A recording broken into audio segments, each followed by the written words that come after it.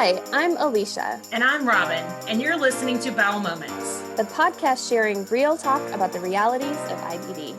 Served on the rocks. This week we talked to Kim S. Beall. Kim is a doctor of pharmacy whose son was diagnosed with Crohn's disease when he was only 13 years old. After consulting with doctors and doing some research, her son decided to start Exclusive Enteral Nutrition to try to get his Crohn's disease under control. We talked to her about how her and her family supported him while he was doing this and what that was like for him to be on such a specific diet. And we talked to her about how she and her husband, Anthony, who's a physician, started the nonprofit organization Nutritional Therapy for inflammatory bowel disease back in 2019. We talked to him about all of the great resources that nutritional therapy for IBD provides to patients as well as to professionals. And we talked to her about the importance of nutritional therapy and all of the options for people living with inflammatory bowel disease. We had such a great conversation with Kim. We know you're going to love her and all of the great information provided by nutritional therapy for IBD. Cheers. Hi, everybody. Welcome to Beall Moments. This is Robin. Hey guys, this is Alicia, and we are absolutely delighted to be joined by Kim Beall. Kim, welcome to the show. We are so excited to talk to you. Well, thank you, Alicia, and thank you, Robin, for having me here on your show tonight. It's truly an honor to be part of the Beall Moments podcast. I've been looking forward to it, and I really appreciate it. I really appreciate the opportunity to talk with you all tonight. Fantastic. Well, we are very excited for people to get to know you. But our first very unprofessional question for you, Kim, is what are you drinking? Well, I am actually drinking a hot tea. One of my favorite drinks also is I enjoy a good glass of red wine, but most nights like tonight, I enjoy a nice warm glass of tea. And this one in particular is called Rooted. And my son introduced it to me around Christmas time. And I thought it's become one of my favorites. It's made with root extracts and ashwagandha. So I thought in honor of him and part of the show, I thought I'd enjoy it tonight. Well, and ashwagandha is good for sleeping and like stress relief. And so that sounds like it could be a really good one to add to the rotation. Robin, what about you? Story time. I don't know why I'm drinking this. I've been on the struggle bus lately, been having some heating pads on my abdomen. And actually now I do know. I'm tired of electrolytes. So I'm drinking some Bloody Mary mix, some tomato juice with like some salt and some pickle juice in it, like to get the sodium with some flavor and not like that electrolyte drink mix stuff. So I have water and I have tomato juice with like, I guess a doctored tomato juice. That's good. Well, I am also drinking tea tonight. There's a tea that I love. It's the Good Earth Company that does it. And it is like a cinnamon tea. And so it's a little bit naturally sweet because of the things they put in it. So I don't have to add any like honey or anything to it, but it's really tasty and a little spicy, which, so yeah, also drinking tea. Well, Kim, again, so excited to hear your story and have you on the show. Next question for you is tell us your IBD story. What brought you into our community? Well, I didn't really know IBD, Crohn's disease, or ulcerative colitis, or much about it until my son was diagnosed with Crohn's disease nearly 11 years ago. So that would be back in 2013. And our story begins, I think, a lot like other people, where it takes a while for the diagnosis to happen. And it was just a lot of fatigue he was experiencing, night sweats and fever even, and thought it was an infection for a long period of time. And then ultimately, when it was thought that he might have Crohn's disease, my husband and I really began researching a great deal to optimize his care. And that's because we're both healthcare professionals. I'm a pharmacist is my training, a doctor of pharmacy, and my husband's a physician. And so we really wanted to optimize his care. So we began researching, and that's how we found Exclusive Enteral Nutrition. And he was willing to try it. And so that's where our story really begins in terms of using evidence-based nutrition alongside medications from the very start and from the very beginning. And we really feel like, just like everyone else, it's certainly been a very long journey and not an easy one by any means. It's been a little over 10 years. He was just before his 13th birthday, and he's 24 now. But he's really just come a very long way, and we've been really working hard to optimize his care by using combination of evidence-based nutrition and medication side by side, and just watching him over the course of time really begin to be able to function a little more optimally, or I should say optimally, and do a lot of things in life that maybe sometimes I didn't really even expect for him with his diagnosis, that he's able to do anything that he might enjoy doing, whether it's going to school or, ran a marathon last year on the Rocky Plains of the Pacific Northwest. And my husband and I felt that as healthcare professionals, that we really wanted to be able to share this, with other patients, with other families, and with other clinicians, with healthcare providers, that all of the evidence of nutrition as it evolves, so that more could benefit by using it in combination to improve the long-term outcomes of this condition, because it's certainly very difficult, and food is essential. It's a very big part of the pathogenesis and the process of it. And really, I think just seeing how he responded so quickly within the first few weeks of using, when he started Exclusive Enteral Nutrition, it really was a big eye-opener to us that something is really happening in there, and that there's some, part of nutrition that is therapeutic. I'd love to stick with EEN for a little while longer. Can you talk a little bit about how that was introduced to you? Because obviously as healthcare professionals, you probably have slightly different conversations than folks that are really having to start kind of from square one with understanding the disease. But I'm curious how your son's doctor introduced this concept and brought it up, or did you bring it to the doctor? And then can you walk us through a little bit about what that was like for you guys to introduce it, and for your son at such a kind of pivotal age to use this as a therapy? Because it's not easy, I would imagine, especially when you're around people who are eating.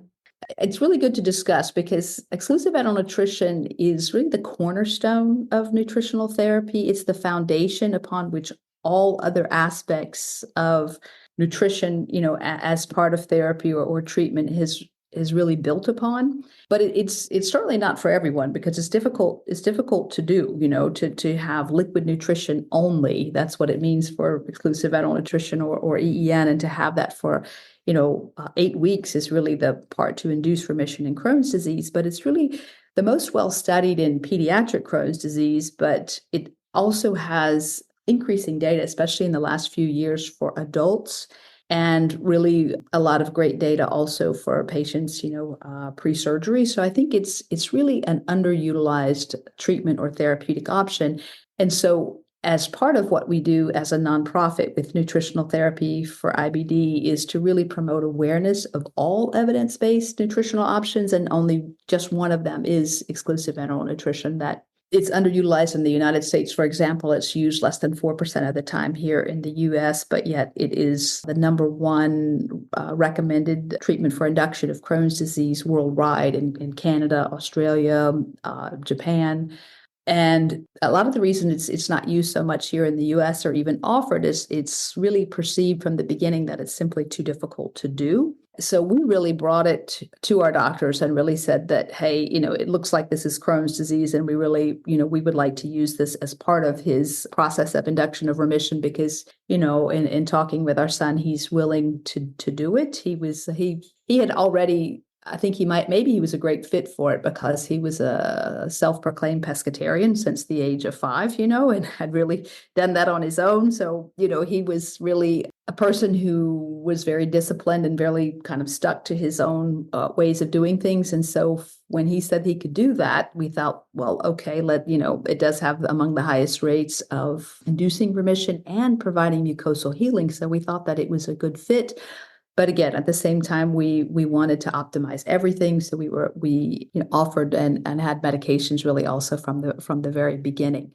And that was one reason why over the course of time, we've started Nutritional Therapy for IBD in 2019. It was founded, but we felt like, because we had to really bring that up really in our setting, that it's nutrition in all the forms of evidence-based nutrition, it really needs a champion. And we felt a personal obligation as healthcare providers to help be that champion and to help be that voice for nutrition as part of care. But I'm not sure I fully answered your question, because I will say that it's certainly not easy, right? Because you're having liquid food only, but we really supported him as a family, right? Like sometimes we would all just have shakes together, certainly not all the time, but we would do things like that to help support him. And I think it was heartbreaking for me for him to have his 13th birthday and he's on liquid nutrition only, right? But I can remember that he spent the day with a friend and really likes wooden boats. And so we went to like a wooden boat show and walked around and looked at that. And so it's like, it can often be about doing other things at that time. And I know someone that you've had on the show before, a teammate of ours, Nicole Pavlin, is currently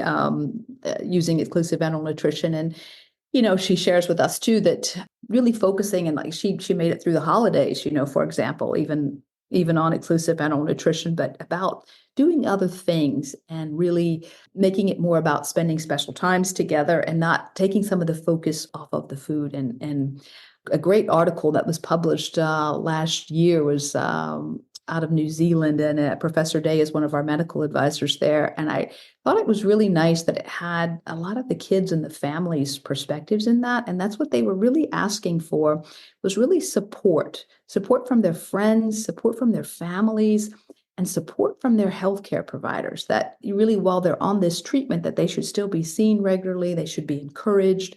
And I think a lot of the way to have success with it is really a positive introduction from healthcare providers to say, hey, that this is a treatment, it could really work for you.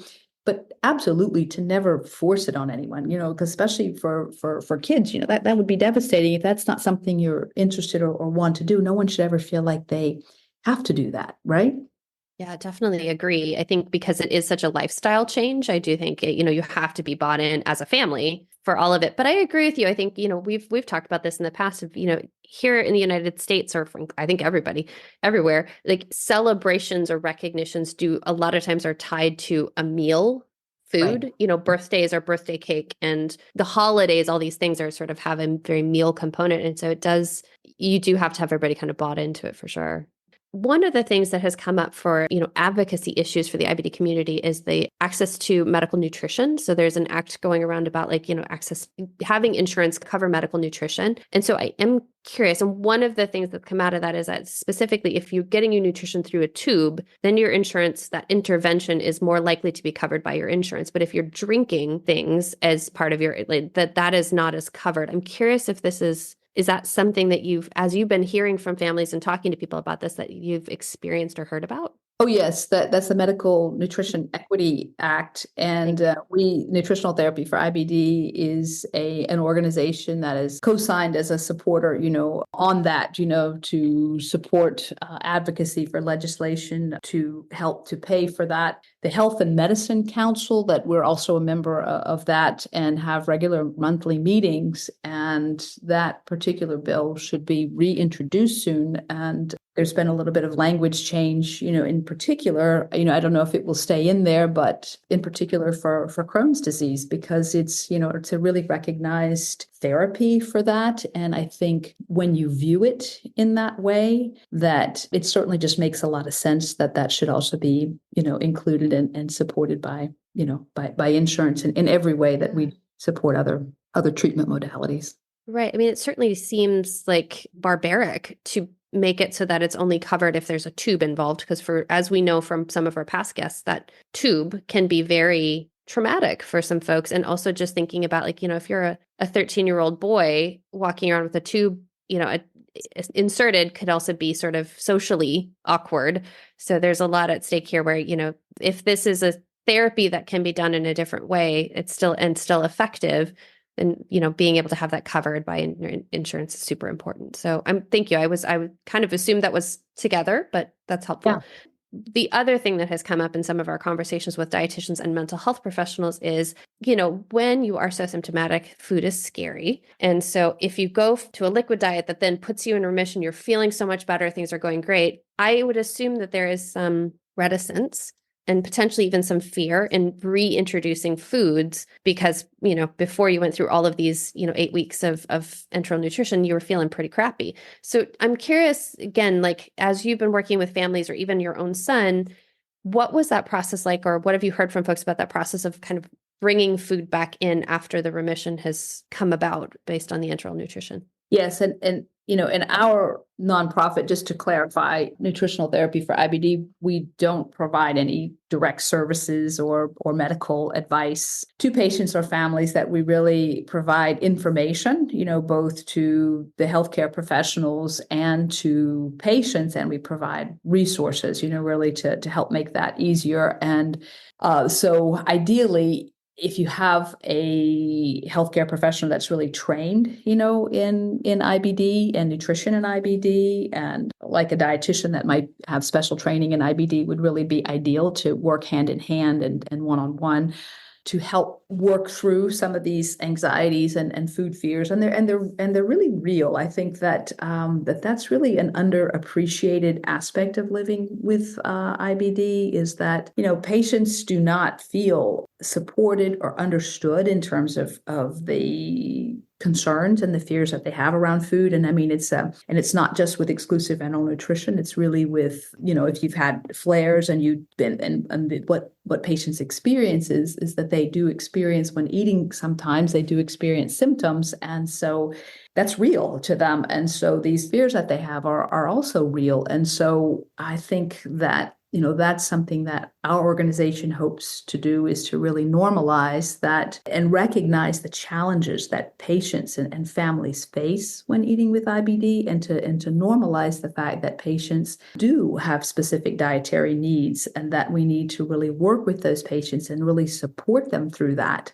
And so that they can feel comfortable and not even more isolated by being told, well, you don't really have to make any changes because there's no specific guideline for you. So just don't worry about it, or just eat anything you want. That's what a lot of, gastroenterologists will say, but that's not how patients really recognize it. That's not what patients experience on a day-to-day basis. But I do think that, in our case, it wasn't so difficult to transition. I think because we were really kind of preparing ourselves and saying, wow, this is really amazing that, he's had such a good response in terms of the course of the 8 weeks and normalizing his inflammatory markers, and just really feeling energetic again, able to go out and do things with friends and enjoy things and when you haven't eaten in so long, just even eating sort of kind of partially coming off exclusive, maybe going partial enteral nutrition and partial food, and maybe beginning with like some soft cooked vegetables and some salmon and things like that are really recognized to be like anti-inflammatory foods. That was really how our approach began. And so we wanted to transition to what we thought would be really more or less an anti-inflammatory based diet. And then interesting that in January of 2014, that's when Dr. David Susskind first published his first article, on 7 kids with specific carbohydrate diet. And I contacted him back then because I thought, well, this is interesting because we've done exclusive enteral nutrition and we've been really, picking and choosing, anti-inflammatory based foods, and have really been using this approach in our son, who was age 13. And, we've been friends really ever since that time. And so I think it just makes a lot of sense that if you're going to go through exclusive enteral nutrition, that maybe you do transition in a way that is thoughtful and maybe anti-inflammatory based, even if we might not have a specific named approach for you, because there's more than one right way to do it, but that you might have more success. It's logical, because what we do know is if you come off of exclusive enteral nutrition and you just go back to eating regular standard Western diet, what the data has shown is that the inflammation comes back rapidly. And so, and I think that's might be one of the reasons why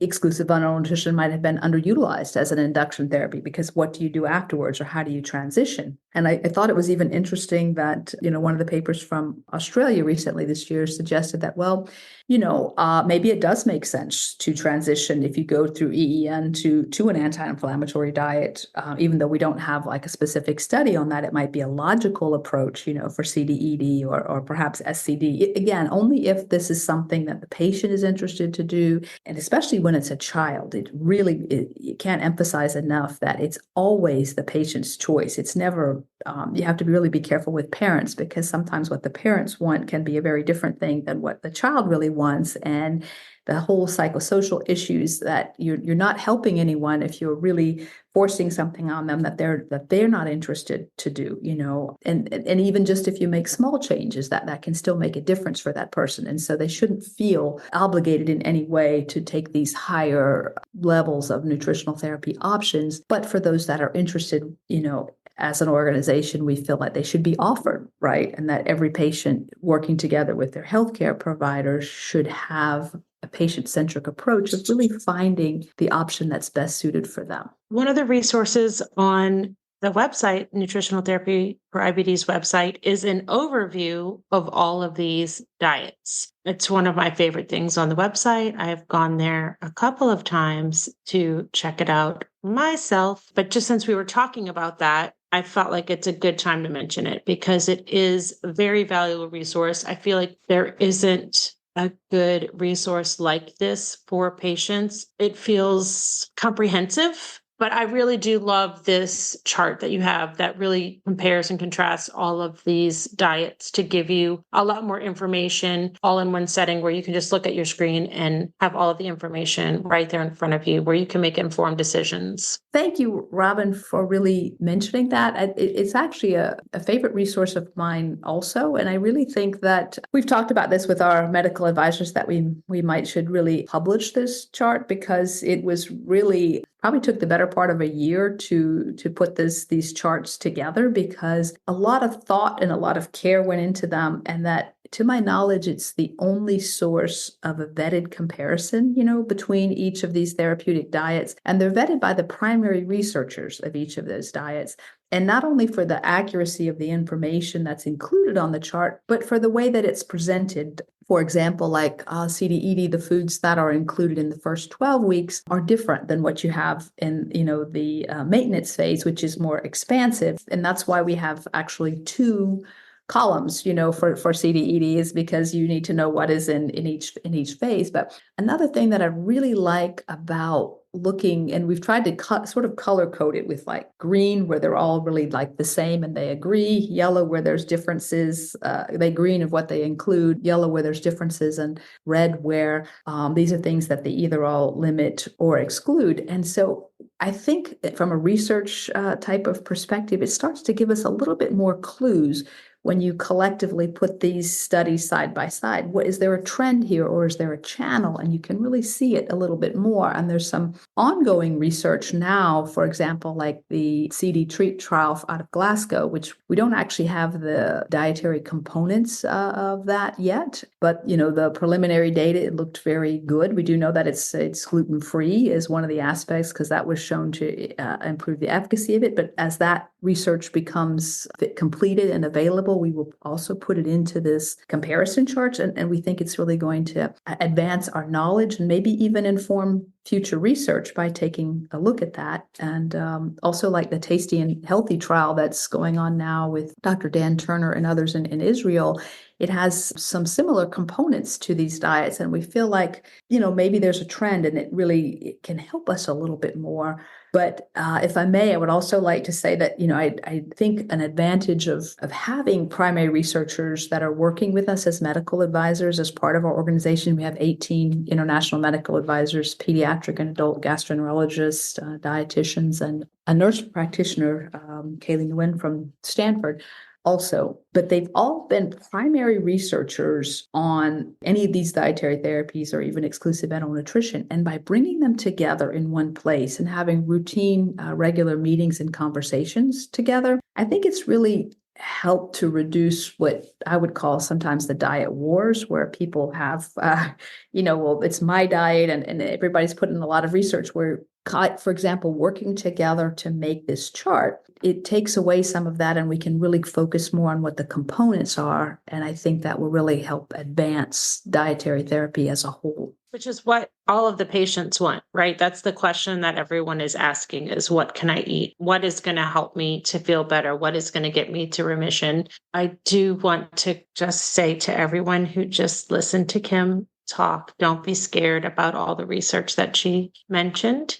The chart is very reader friendly and you can pull it up and look at it and immediately understand it. You do not have to have a medical degree or a PhD or be a researcher to understand it, because I immediately pulled it up and could read it. So you will also be able to immediately pull it up and read it and understand and be able to compare and contrast and get questions answered by looking at the chart.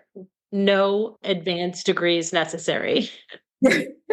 Well, I love that. And sometimes I'm guilty of wanting to give you more information that's really necessary to understand. I'm always very guilty of that. I think it's because I really love the research and the nutritional science that supports it. And I guess I want people to really feel the enthusiasm that I do, that we're moving forward and that this research is really helping us. But I would like to say that just having you tell me your assessment of the chart is so valuable, Robin, and that we hope to hear from even more patients who might come and visit our website, and things that we want to continue to strive to improve and to create helpful tools and helpful resources that help patients and that help healthcare providers, so that we can use evidence-based nutrition in any manner. There's more than one right way to do this. And there's partial enteral nutrition, there's exclusive enteral nutrition, there's Mediterranean diet, these therapeutic diets, and even just, some basic healthy eating steps. So again, I hope I'm not overwhelming with more information than is really asked, but I just want to leave people understanding that, and that's why in some ways we call it something for everyone. And it's about meeting people where they are, because, some people are going to be all in and they really want to do, one of these therapeutic diets, and other people just might stick a toe in and say, I'm going to make one change, and they're all good. And I really want people to realize that they need to be kind to themselves and gentle with themselves in this space, because I think that a lot of times when people try dietary therapy or lifestyle changes, we're all guilty of this. We want to really beat ourselves up, oh, well, I was going to do this, and then I slipped, and then, or maybe I ate that and it wasn't on the list, or what have you. And I think that is it's really self-defeating. And I think we just really need to appreciate every small step along the way, and never let, perfect, be the goal, and stand in the way of good, One of the reasons that I know I'm going to just belabor this chart, but one of the reasons I like it is because I feel like IBD patients, we talk to each other, we do look stuff up on the internet incessantly. But if someone's like, oh, I tried this diet, it worked for me, I felt better, you should try it too, or I eliminated these foods or whatever, that those conversations are happening, especially with newly diagnosed patients. They're going around. And so someone would have in their brain, I'm going to do this one thing. I'm going to try this one diet. I'm going to do this one thing. And if they go to your website and pull up the comparison, it's all of these options in front of them at one time. And so it removes the tunnel vision and shows them that there's more than one way to approach this. There's more than one thing that they have to do. And then they won't end up doing what a lot of us do, what I did for over a year, eat rice and chicken and avocado and nothing else, right? So the resources that you're providing are going to help so many people. And I can't wait to watch as this develops even more. Oh, thank you, Robin. I must say that speaking to people like you all are truly so inspiring. And I think that's what keeps me here, and really all of our team members who are working really very hard as all volunteers, is that's the bottom line at the end of the day, is we really want to make a difference for other people. And we want to reach back and help the people that are in that spot that we were in before, and we wanted to have more information, and we want to make the journey just a little bit easier, right, for each other. And that's why you all do what you do, is we want to help make the journey easier for those coming behind us. For sure. Well, and we will make sure we link to this chart on our show notes as well. So if you're looking directly for it, it will be in the show notes, so look for it there. But I love that. I think it's going to help demystify a lot of this. But I do want to rewind us back a little bit, though, because you've introduced your organization. You've said a couple of things that you do, but I want to give you the chance to give us kind of your elevator speech pitch about your organization. So how did it get started? And then what are some additional tools and resources? Because you have this great chart, you have additional education pieces in there, but give us exactly what people should know about your website and your cause.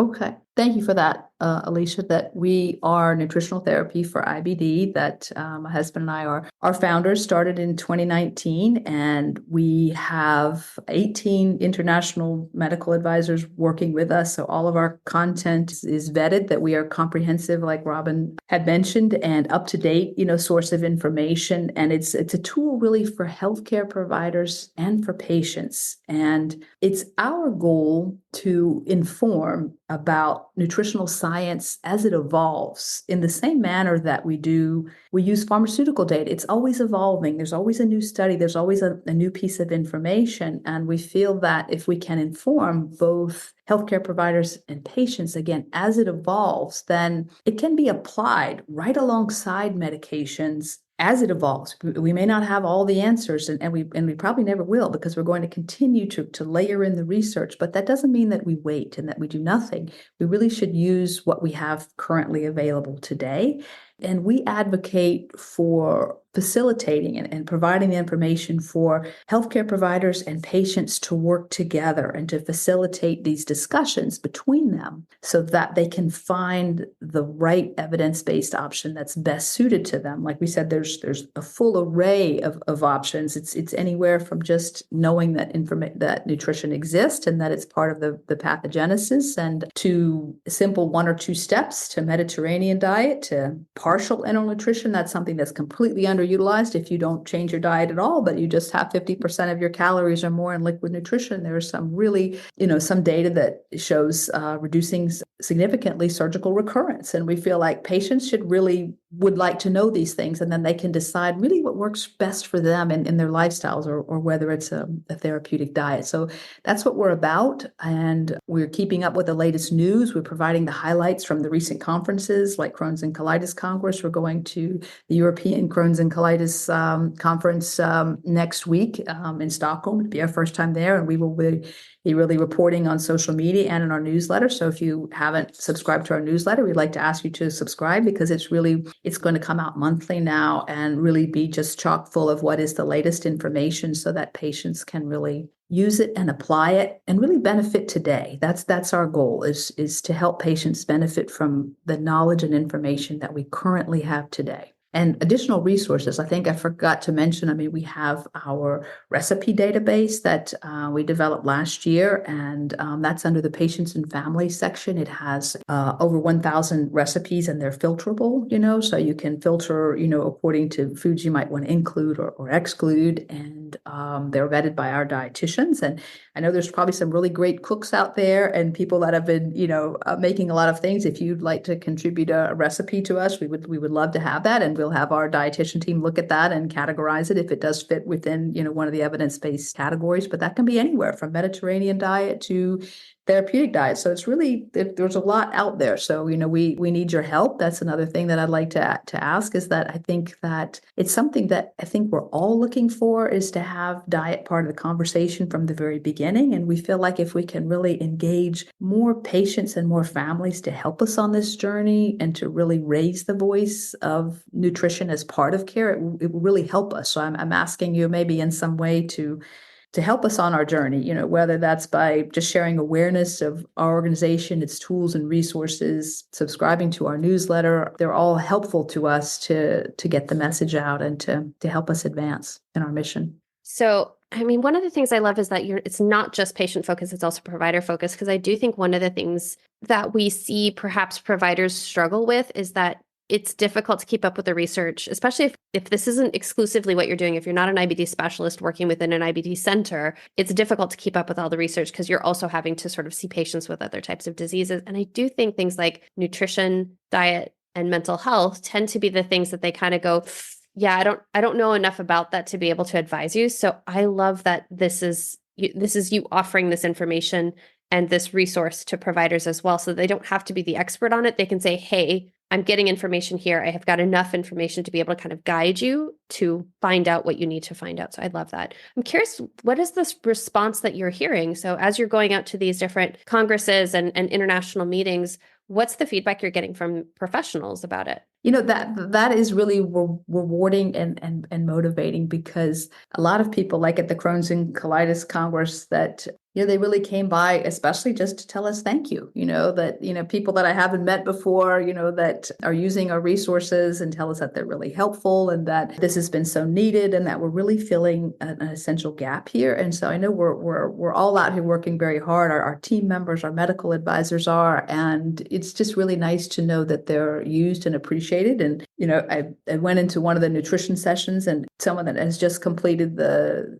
cedar cyanide diet course was telling other people at the table that the very best resources come from nutritional therapy for IBD, once they get out, because even once you get out of training, you still need more tools and resources. And we're not done, because this is always evolving. It's new, and we want to continue to build new tools that I forgot to mention that we're currently working on, and we hope to have it up by this spring. And we really want to engage more healthcare professionals and more dietitians in practice to help us to test this out. But it's sort of a new tool for healthcare providers about how to engage with patients when talking about nutrition, because like you said, I think a lot of them aren't really comfortable with that. And you don't have to be an expert. You don't have to know everything, but just we've tried to put that on the website, like having some of our medical advisors giving their elevator pitches, right, for why nutrition is important. So it can be a time-saving tool. So doctors can have their patients come and listen to what some of the experts are telling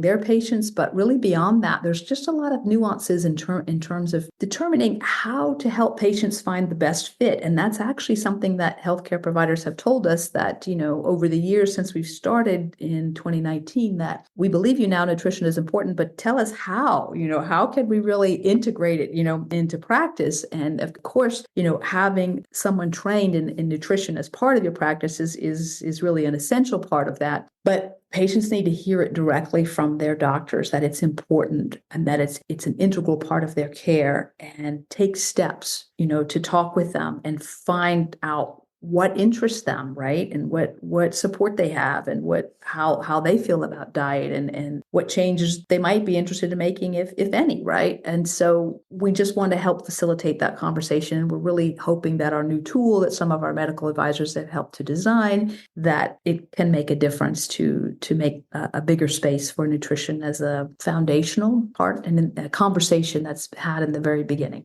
Yeah, I think that's so necessary. I think so many people will really, really appreciate having that shortcut, for lack of better words, that they don't have to be the ones to necessarily engage, or that, they have the tools to make it a very different conversation. So I think that's super cool. And I love that you're inviting people to contribute recipes, because I think you're right. There's a lot of people that are very creative out there that probably are doing some really cool stuff with some of these diets and coming up with some really amazing recipes to share. So I love that. That's really cool. The guest that was on the show last week, Jordan McConnell, he has created an AI tool that searches through diets and recipes, so that you can kind of take a picture of your fridge or put information in, and it like helps you put together a shopping list and a recipe that's helps your diet. So as I was thinking, I'm like, you guys need to maybe connect, because he might be able to help you. Well, I'm smiling, Alicia, because he contacted us, and I was going to say that we want to hear from you all how we can improve. But I think he overwhelmed Victorine and I, because we're not technology type people. Some of our other teammates are, and he sees ways that, because, we have so much evidence-based information, and, he sees how we can really advance to provide even new tools and resources. So we're planning to maybe reconnect with him, because we have to advance this new tool that we've started on, and have it, and so I was telling him that we're excited, but we don't want to get too much ahead of ourselves. But it might be interesting to see. I don't have a good understanding of exactly what that could do. He has great vision. I think that's really interesting too. What a small world this is. Yeah. Yeah. I mean, because we got talking, I said, my question to him was like, you're a tech guy, like with all of this, like AI stuff coming out, like, what do you see what's the influence that's going to have? And he said that he basically had used AI to write a code essentially, so that he could be able to use it to say, okay, like, what can I do with these things, and help you come up. And it's even so much that you can help you come up with a shopping list that then puts it into your Instacart, that then buys it for you, kind of thing. And I was like, my mind is completely blown. So I mean, listen, I'm way too old for that to have been probably what it really was that he said, but I do think he's got some really unique ideas. And one of them is very, very, very specific around like, how do I make sure that I'm eating the right things if I'm following this diet or, to make sure that I'm keeping myself as healthy as possible. So I was like, listen, you guys at least need to chit chat. I am so mad at myself that I did not even think of that. Well, you That weren't is on the show genius. with me though. I had to have a I guest wasn't on the show host. with you, but that is brilliant. That is a brilliant use of AI. Yeah. I mean, there's lots of nefarious things you can do with AI, I'm sure. But yeah, so I'm excited that he's talking to you guys already because I think there could be some synergy. Yeah, well, and I think that's the wonderful thing is that we all come from the same place, that we really want to help one another. We want to help other patients. And we know that nutrition and food is really an essential part of life. And it can encompass every aspect of your life if you have IBD. And we really want to help patients get to a better place where they can actually really enjoy more foods and with more healing. That's what we've really experienced. That's what our medical advisors have experienced also in treating patients, that as they heal, they can eat a wider variety of foods. They can really enjoy food again. And that's our goal, is to have patients be able to eat as broad a diet as possible and to really feel well and to function well and to live their life as best they can and optimally. And so that it's not all encompassed by IBD. I just look at that and think how much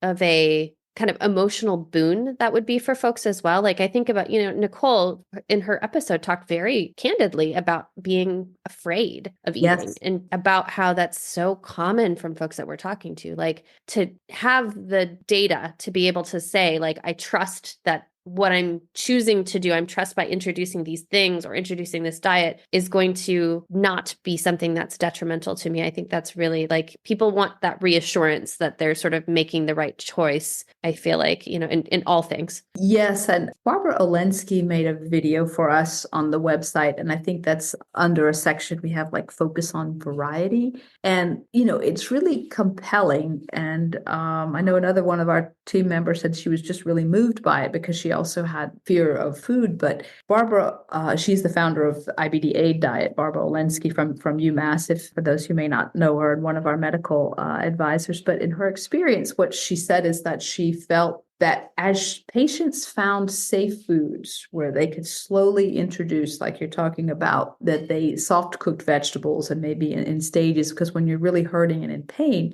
it really makes sense that you're going to experience symptoms and that is going to make you afraid. But over time, they could eat foods and not experience those symptoms. And that was really key to advancing to the next steps, that, okay, I can eat these foods and I feel good. I don't feel anything. So now I'm ready to keep advancing. And that, we want people to eat as many varieties of fruits and vegetables as possible, because we, for example, we know the gut microbiome is really a key player in the pathogenesis of IBD. And the American Gut Project a number of years ago had found that people who ate 30 or more varieties of fruits and vegetables per week had a more diverse microbiome. So I think it's kind of interesting and can even be fun, to say, okay, I'm going to have a new fruit or I'm having a new vegetable, or I've never seen this, before, and let me try and add that. But it all needs to be done in a safe way. That's for people who are more advanced. But when you're early on and you're scared and you're afraid, that's not where you are. You need to have a few things, and it needs to be cooked. It might need to be soft. It might need to be pureed or in the blender, but baby steps, if you will, and get some healing and comfort behind the food. And what Barbara's approach really makes a lot of sense to me. That's what I would choose, in that spot. And I'm hoping that, dietitians and other healthcare providers can really work with these patients and really help them in a way side by side, to hold their hand, if you will, to really walk through some of these scary times together, because patients really need it. They're out there and they're hurting, and a lot of them are alone. And we want to do as much as we can as an organization to help support them. I love that. Yeah. I think that makes a lot of sense. And now I'm definitely trying to count all of the vegetables I've had this week, because I was like, I don't think I eat 30 varieties of And I don't have Crohn's disease or ulcerative colitis. I'm like, sheesh, I better work. I'm going to work on this. I'm going to just branch out a little bit. Well, and I think, and a lot of people think, oh, well, it ends up being restrictive if you have that. But if you look at the channels like that Robin's talking about, this chart, most fruits and vegetables are included, right? And I think that, I discovered, with changing the way that I cook, that I cook lots of vegetables now. I don't just have like maybe one for dinner. I like to have several. My mother, she laughs at me sometimes. She's like, you have way too many vegetables.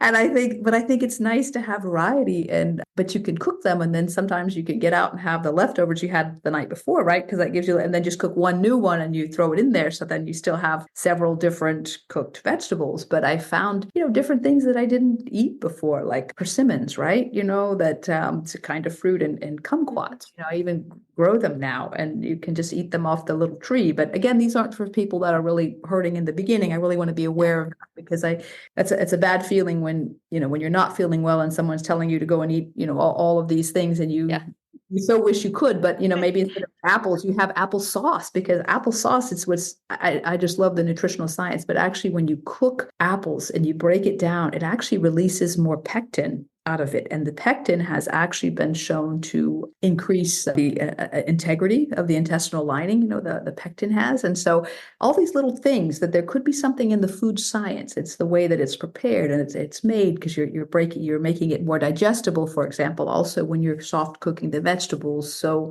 it just makes a lot of sense. But I'm hoping eventually that more people can get to having, wider varieties of new fruits and vegetables that maybe you didn't even know existed before, like different kinds of squash, and acorn squash and zucchini squash, and it can be fun. It doesn't have to be boring. And then herbs too, like I believe me, I really didn't cook a lot before, but now I cook a lot, and I find it to be not difficult. You know what I mean? It's still some work, granted, but if you cook extras, right, then you can have some the night before, so it can only be a couple nights a week. But when you put fresh herbs and things, and even having your own herbs outside, growing them in a garden or a box, it can be really rewarding just to go out and clip them, and then throw them in the vegetables, and not only do the flavors come out, but really like polyphenols and the phytonutrients that and even the antibacterial properties, like rosemary.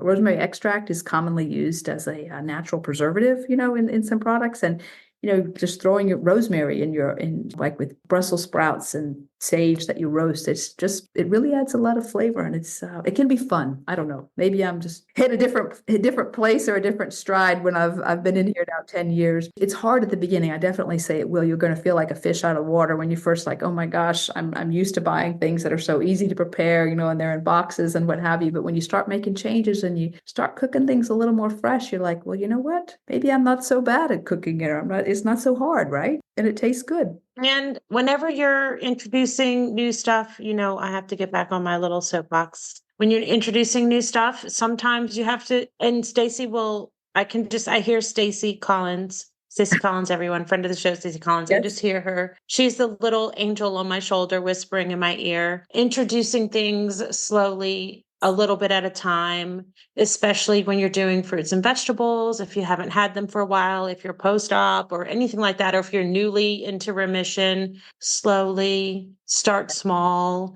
Not everything's going to agree with you at first. And just because it doesn't agree with you at first doesn't mean it's never going to agree with you. This is your body. I mean, it's like you're starting all over again. And so it does take your body time to readjust. This is somebody speaking who, again, only ate chicken and rice and avocado for over a year. So it just takes time I marvel at the fact that I can eat oranges and strawberries and watermelon and all of these things now, and after not eating fruit for like 20 years. But I did have to start very slow, literally smoothies, but then like one stinking tiny blueberry at a time. So, and when I get excited and I have stir fry still, almost 3 years post-op, I sometimes regret stir fry because I get excited. I want all of these vegetables and I throw in like what Kim is describing sounds delicious. And I have chopped Brussels and zucchini and squash and all of these things in there. And then I eat the stir fry. And then later I'm like, I went too hard on the stir fry.